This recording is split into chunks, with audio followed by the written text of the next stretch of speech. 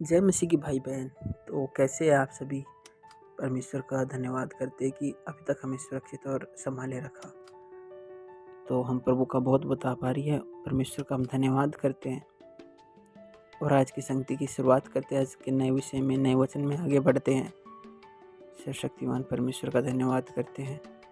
चलिए भाई बहन, आज की संगति की शुरुआत करते हैं प्रभु यीशु मसीह देहधारी परमेश्वर के नाम से, आमीन। तो हम सबसे पहले वचनों में चलते हैं। वचन में क्या लिखा है परमेश्वर के वचन से हम समझते हैं। प्रभु का वचन कहता है यशायाह 2:2 में, अंत के दिनों में ऐसा होगा कि यहोवा के भवन का पर्वत सब पहाड़ों पर दृढ़ किया जाएगा और सब पहाड़ियों से अधिक ऊंचा किया जाएगा और हर जाति के लोग धारा के समान उसकी ओर चलेंगे। यशायाह 2:2। पवित्र नगर नए यरूशलेम को स्वर्ग से परमेश्वर के पास से उतरते। प्रकाशित वाक्य 21:2।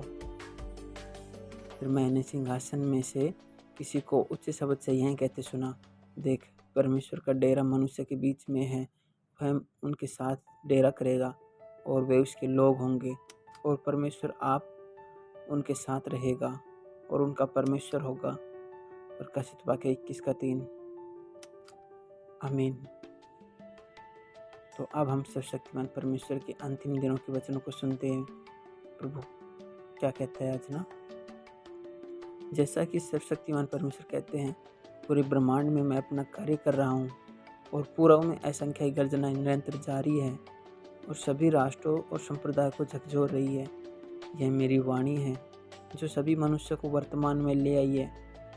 मैं अपनी वाणी से सभी मनुष्य को जीत लेता हूँ, उन्हें इस धारा में बहाता हूँ और उनसे अपने आगे घुटने टेकवाता हूँ, क्योंकि मैंने बहुत पहले पूरी पृथ्वी से अपनी महिमा वापस लेकर उसे नए सिरे से पूर्व में जारी किया है।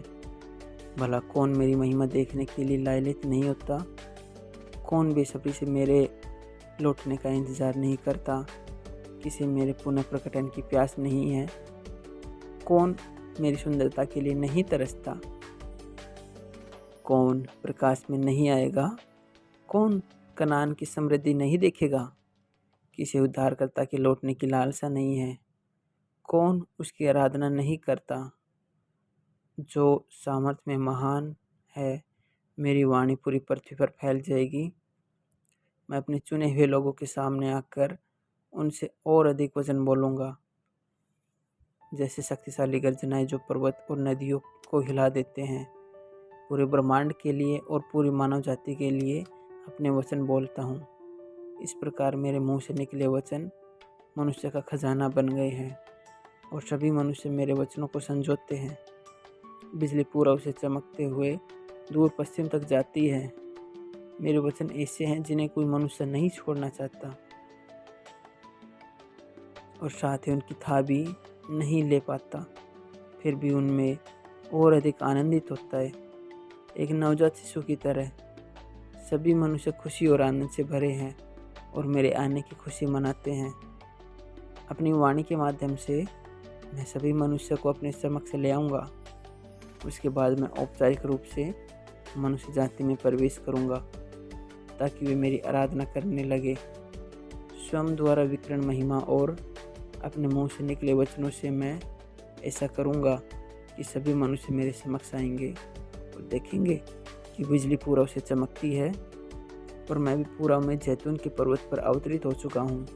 वे देखेंगे कि मैं बहुत पहले से पृथ्वी पर मौजूद हूँ, अब यहूदियों के पुत्र के रूप में नहीं बल्कि पूर्व की बिजली के रूप में, क्योंकि बहुत पहले मेरा पुनरुत्थान हो चुका है और मैं मनुष्य के बीच से जा चुका हूँ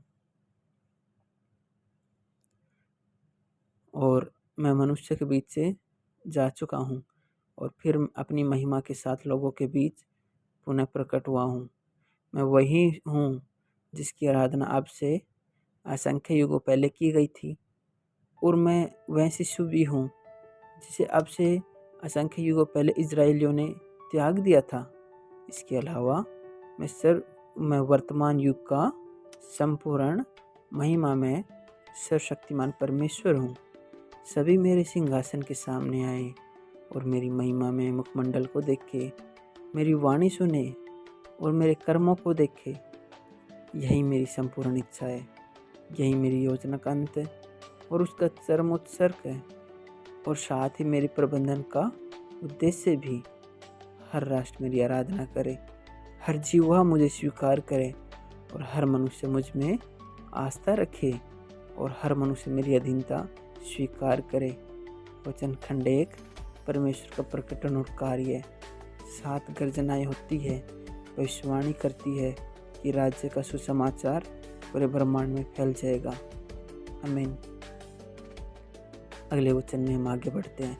सर्वशक्तिमान परमेश्वर कहते हैं, जब मनुष्य को उनकी मूल समानता में बहाल कर लिया जाएगा और जब वे अपने अपने कर्तव्य निभा सकेंगे, अपने उचित स्थानों पर बने रह सकेंगे और परमेश्वर की सभी व्यवस्थाओं को समर्पण कर लेंगे, तब परमेश्वर ने पृथ्वी पर उन लोगों का एक समूह प्राप्त कर लिया होगा जो उसकी आराधना करते हैं, और उसने पृथ्वी पर एक राज्य भी स्थापित कर लिया होगा जो उसकी आराधना करते हैं।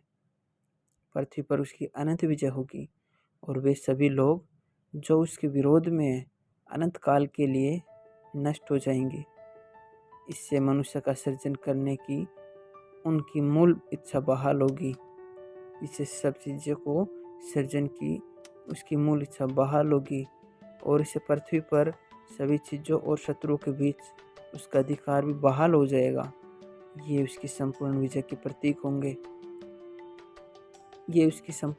प्रतीक होंगे। इसके बाद मानवता विश्राम में प्रवेश करेगी और ऐसे जीवन में प्रवेश करेगी जो सही मार्ग पर है।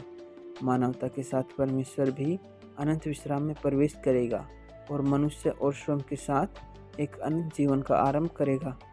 पृथ्वी से गंदगी और विद्रोहपन मिट जाएगा, पृथ्वी से सारा विलाप भी समाप्त हो जाएगा और परमेश्वर का विरोध करने वाले प्रत्येक चीज़ का अस्तित्व नहीं रहेगा। केवल परमेश्वर और वही लोग बचेंगे जिसका उसने उद्धार किया है। केवल उसकी सृष्टि ही बचेगी। वचन खंड 1। परमेश्वर का प्रकटन और कार्य। परमेश्वर का मनुष्य के साथ साथ विश्राम में प्रवेश। आमीन। प्रभु का धन्यवाद करते हैं हम। तो भाई बहन, आज की संगति से हमने जाना कि परमेश्वर मानव जाति के बीच विश्राम करेंगे और वो लोग होंगे जो आज उसके अंत के कार्य को स्वीकार कर रहे हैं, जो खुद को शुद्ध और पवित्र कर रहे हैं, जो उसकी इस भविष्यवाणी को पूरा करता है कि तुम भी पवित्र बनो क्योंकि मैं पवित्र हूँ। आज वो अंत के दिनों में पूर्व में जैतून पर्वत पर अवतरित हो चुका है और सत्य वचन प्रकट कर रहा है, लेकिन घोर मानव जाति उसे कभी स्वीकार नहीं कर रही, कभी उसकी भविष्यवाणी को पूरा नहीं होने देते हैं। वो सिर्फ यही सोचते हैं कि वो सिर्फ बादल पे आएगा, लेकिन उसकी आज भविष्यवाणी पूरी होती है कि जैसे बिजली पूरा उसे निकल के पश्चिम तक चमकती है, वैसे ही मनुष्य का पुत्र भी अपने दिन में प्रकट होगा। उसकी यह दूसरी भविष्यवाणी पूरी करती है कि जैसे नूह के दिन थे वैसे ही मनुष्य का पुत्र का भी आना होगा। तो इन दोनों वचनों से हम देख रहे हैं नूह के दिन के आज के दिन समान हैं और बिजली पूर्व से निकल के पश्चिम तक हर देश में उसके सुसमाचार फैल चुके हैं और उसकी यह भविष्यवाणी पूरी होती है कि जैसे बिजली पूर्व से निकल के पश्चिम तक जाती है वैसे मनुष्य का पुत्र भी प्रकट होगा। परंतु पहले अवश्य है कि वह बहुत दुख उठाए और इस युग के लोग उसे तुच्छ ठहराए।